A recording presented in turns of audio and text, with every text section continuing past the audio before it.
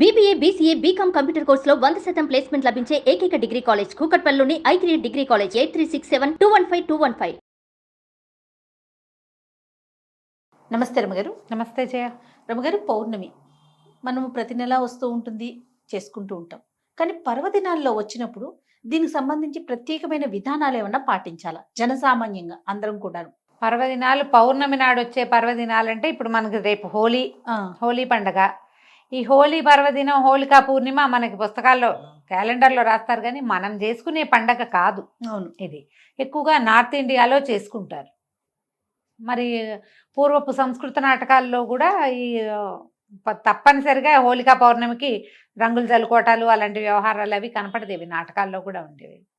మామూలుగా మనం కార్తీక పౌర్ణమి, శ్రావణ పౌర్ణమి చేసుకుంటాం కదా, మధ్యలో ఏరువాక పున్నాలు అంటారు. ఇలా ఏవో పౌర్ణమి నోములు ఉంటాయి, పున్నం నోములు ఉంటాయి, 33 పున్నాల నోము. లెక్కల ప్రకారం రకరకాలు జరుపుకుంటాం. ఏ పౌర్ణమైనా విశేషమైన రోజే చేయాలి. అది పర్వదినంగా పండగగా చేసుకునేది హోలీయే పెద్ద పండగ. అవునవును, మనకు కాకపోయినా ఉంది. ఈ నార్త్ ఇండియన్స్ అంటే మనకి మార్వాడీసు, గుజరాతీసు వీళ్ళందరూ ఏంటంటే హోలీకి ఒక వారం ముందు నుంచే వాళ్ళ పూజలు అవి ప్రారంభం అవుతాయి. మనకు అట్లా ఏం లేదు. ఆ రోజులు రంగులు చల్లుకోవడం, సినిమాలు వాటి చూసి మనకి సినిమాల్లో ఒక ఈవెంట్గా కనపడుతుంది కాబట్టి మనం ఒక ఈవెంట్గా చేసుకుంటున్నాం. మనం అసలు నిజంగా దాని విధి విధానాలు తెలియవు. మనకి పూజా విధానమే తెలియదు కదా రమ్మగారు. తెలియదు మనకి, ఊరికే రంగులు చల్లుకోవటమే తెలుసు. వాళ్ళు దాన్ని పూజగా కూడా జరుపుకుంటారు. ఓ వారం ముందు నుంచే దేవాలయ దర్శనాలకు వెళ్తారు. పెళ్లి పనులు అవి ఉంటే చెయ్యరుట. వారం ముందు నుంచి కీడు ఆ రోజుతోటి అది విడుస్తుందంటారు వాళ్ళ పద్ధతులు. మనకు అవేం తెలియవు. మేము కూడా ఈ మధ్య తెలుసుకున్నాను. నేను కొత్త కొత్త బంధువుల రాకల వల్ల తెలుస్తున్నాయి, కానీ లేకపోతే మనకు అసలు తెలియనే తెలియదు. ఏ పౌర్ణమైనా మనకి పర్వదినమే. పౌర్ణమి నాడు మనకి ఎట్లా అంటే ఇప్పుడు మామూలుగా మనం చాంద్రమానం కదా, మన కథ అంతా చాంద్రమానంలోనే మనం అన్ని పర్వదినాలు పండుగలు చేసుకుంటాం. మనం ఒక సౌరమానపు పండగ ఏమిటి మంది, మకర సంక్రమణం ఒక్కటే, అంతే. మిగిలినవన్నీ చంద్రుడితోటే మన పండగలన్నీ ఉంటాయి. శ్రీరామనవమను, కృష్ణాష్టమను, వినాయక చవితను కదా, బలిపాడ్యమి దగ్గర నుంచి బాయి దూజను అది కూడా చేస్తాం కదా, భగిని హస్త భోజనం. అవునండి కదా, యమ ద్వితీయ, ఇవి చూడు అన్ని తిథుల ప్రకారమే ఉంటాయి. అయితే ప్రతి తిథులకి ప్రతి నెలలోనూ మొదటి ఎండలో వచ్చేది పౌర్ణమి. ఈ పౌర్ణమి నాడు చంద్రుడు పూర్ణ కళలతోటి కనపడతాడు. చంద్రుడు మనఃకారకుడు అని చెప్తారు. మానసికమైన సమస్యలకి సమాధానంగా ఉంటాడు. మనకి పౌర్ణమి నాడు ఈ మన సముద్రంలో అలలు పెరుగుతాయి అని చెప్తారు, ఆటుపోట్లు పెరుగుతారు. అమావాస్యకి పున్నానికి వీడికి తెక్కొస్తుందండి అంటారు, ఎవరికైనా మనసు బాగుండని వాళ్ళకి. అలాంటి వాళ్ళకి కూడా ఈ పౌర్ణమి తిథి విశేషంగా పనిచేస్తుంది.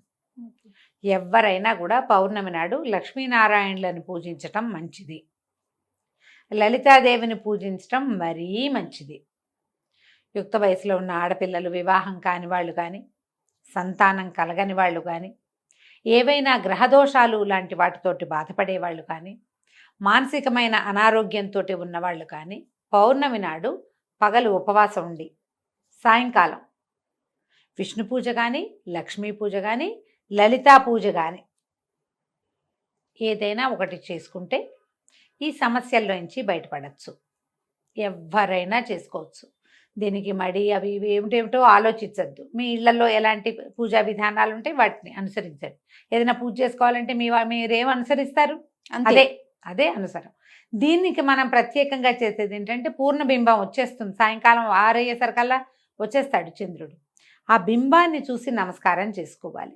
మనం లలితా సహస్రనామాన్ని చదవాలంటే ఆ వెన్నెల పడే చోట కనుక కూర్చుని ఆ పూర్ణబింబంలో లక్ష్మీదేవినో, లక్ష్మీనారాయణులనో, లలితాదేవినో భావించి పూజించుకోవటం.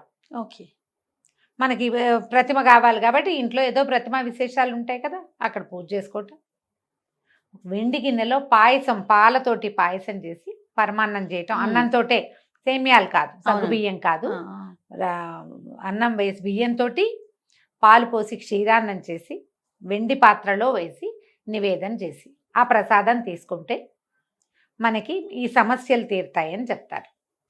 ఇది చాలా కాలంగా చాలామంది పాటించే పద్ధతి. నోముగా పెట్టుకోవద్దు. నోము అనుకోకండి, ఇది ఒక విధానం అంతే.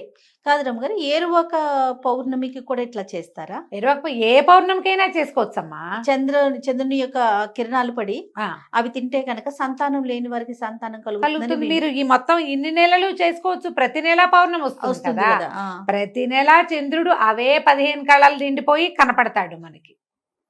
15వ రోజు పూర్ణచంద్రుడుగానే దర్శనమిస్తాడు. అవును. ఆ చంద్రకిరణాలు పడిన పాయసం మంచిది, ఈ సమస్యలన్నిటికీ సమాధానంగా ఉంటుంది. ఓకే.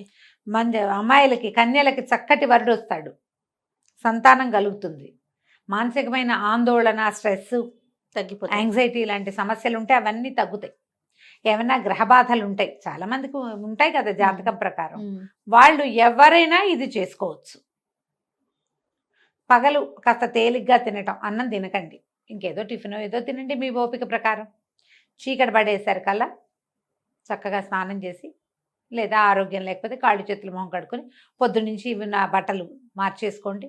బట్టలు మార్చుకోవటం, తర్వాత కాస్త క్షీరాన్నం చేసుకుని బంగారు పువ్వు వేసిన వెండి కంచంలో కానీ, లేదా చిన్న పాత్ర ఇంతది మిగిలిన పాయసం ఇంట్లో లోపల దేవుడి దగ్గర పెట్టుకోండి. చిన్న వెండి గిన్నెలో పాయసం పెట్టండి, ఆ చంద్రకిరణాలు పడేలాగా పెట్టుకోండి బయట. అక్కడ కూర్చోండి, చంద్రబింబాన్ని చూస్తూ నమస్కారం చేసుకుని అందులో పరమాత్మను అమ్మవారినో భావించి చదువుకోండి. మీరు ఏం చదువుకోదలిస్తే అది. ఏదైనా ధ్యానం చేసుకుంటాము, చదువుకోవటాలు అవి మాకు రావండి, మెడిటేషన్ చేస్తామంటే చంద్రకిరణాలు పడే చోట కూర్చొని మెడిటేట్ చేసుకోండి. ఓకే. బ్రీదింగ్ ఎక్సర్సైజ్ చేస్తారు చాలామంది, అవును. అలాంటివైనా పర్వాలేదు. ఆ పాయసాన్ని చంద్రుడికి నివేదన చేసి అది పుచ్చుకోండి. ఓకే.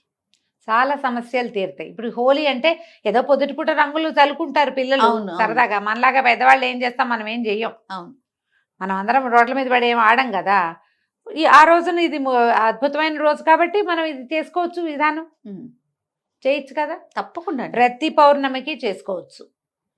పిల్లలకి అలవాటు చేయండి, చక్కగా ఇంటిల్లి పాది కూర్చుని చదువుకోవచ్చు.